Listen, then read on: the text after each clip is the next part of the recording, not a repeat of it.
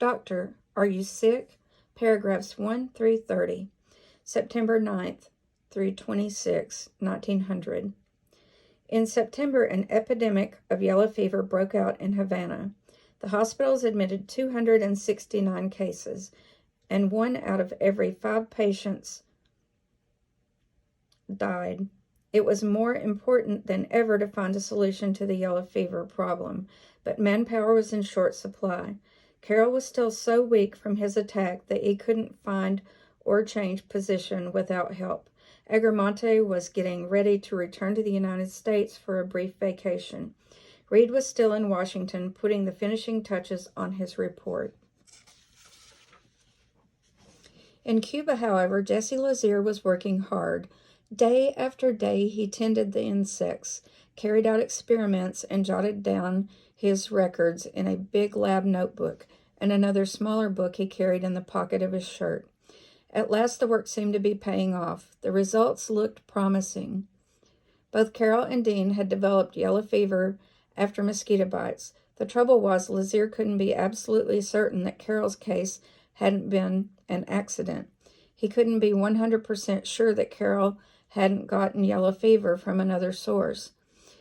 And there were other questions, too. Why, for instance, had Carroll and Dean become sick when other people bitten by infected mosquitoes had managed to stay healthy? Was there something different or special about the insects that had bitten those 2 men? To make a breakthrough, Lazier would have to be able to answer all those questions. He'd need to know exactly how and when mosquito could transmit the yellow fever germ, and he'd need to prove it beyond the slightest doubt. There were lots of experiments he had to do, and Jesse Lazier was doing them when, on September 13th, he was bitten by a mosquito. No one ever knew exactly how it happened. Later, Lazier said that the incident had taken place at Los Animas Hospital in Havana. He was holding a test tube containing a mosquito against a patient's belly when a wild mosquito flew down and landed on his hand. The whole thing was an accident, he said, and maybe that was true. But if that was how it happened, then why did Jesse Lazier write a mysterious note in the team's lab notebook on September 13th, 1900? Why did he write the following? Guinea pig, number 1, red, September 13th. The guinea pig bitten today by a mosquito which developed from egg laid by a mosquito which bit Tanner, 8/6. This mosquito bit Suarez, 8/30. Hernandez, 9/2. DeLong, 9/7. Fernandez, 9/10. And who or what was guinea pig number 1? It wasn't a 4-footed animal. That much was plain. Lazier didn't use guinea pigs in his experiments because they were immune from yellow fever. No healthy human volunteer ever claimed to have been bitten in a mosquito experiment that day. In fact, the only healthy person who seemed to have been bitten on September 13th was Dr. J. Lazier himself. So was guinea pig number 1 actually Lazier? Did Dr. Lazier deliberately let an infected mosquito bite him? And if his bite was really part of an experiment, why did he tell a tale about a wild mosquito? Why didn't he identify himself as guinea pig number 1? Did he lie because his family might disapprove of such a dangerous experiment?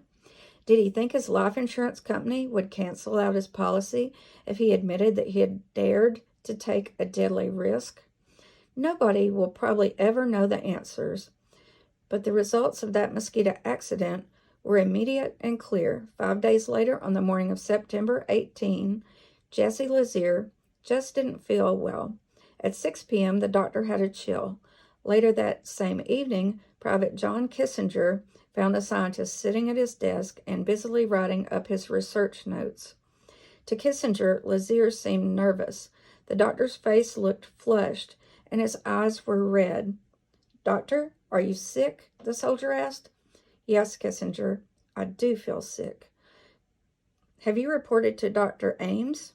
"No, Kissinger," Lazier replied, and kept on working. By midnight, Lazier must have wanted to lie down, but it was morning before he had all the facts on paper. By then, he was much too sick to struggle. At 11 a.m., Dr. Jesse Lazier was carried to the hospital on a stretcher. His temperature was high, and he was told the attending nurse that he had yellow fever. 2 days later, his temperature had risen to 104. His attack was clearly worse than Carol's, but Lazier was young. He was strong. There was still a good chance that he might recover. Reed, far away in Washington, tried to be optimistic. "I can but believe Lazier will pull through," he wrote to Carol. "I hope and pray that he does." But Carol, who stopped by to visit, was alarmed. As he sat beside the hospital bed, the older scientist saw a flash of panic in Lazier's eyes. Then suddenly the sick man's belly heaved and a stream of thick black vomit shot out of his mouth. It was the worst possible sign, and both Carol and Lazier knew that patients who vomited black, partially digested blood usually died of yellow fever. For the next day or so, Lazier's temperature stayed high. Frantic with delirium, he leaped out of the bed and raced around his hospital room until 2 female nurses and a hospital corpsman forced him back onto the cot. On September 24, a nurse noted that Dr. Lazier's temperature was getting lower. By morning on September 25th, it hovered just below 100. Then late that afternoon, the doctor's pulse began to quicken. His breath began to come in desperate pants. By 8:45 that evening, it was over.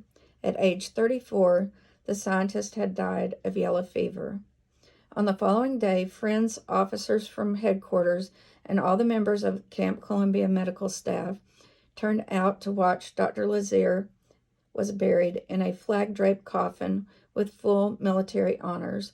On that same day, far away in Massachusetts, Mabel Lazier, the doctor's wife and the mother of their 2 small children, opened a telegram and stared at 7 terrible words scrawled on the printed form. "Dr. Lazier died at 8 this evening." The news was cruel.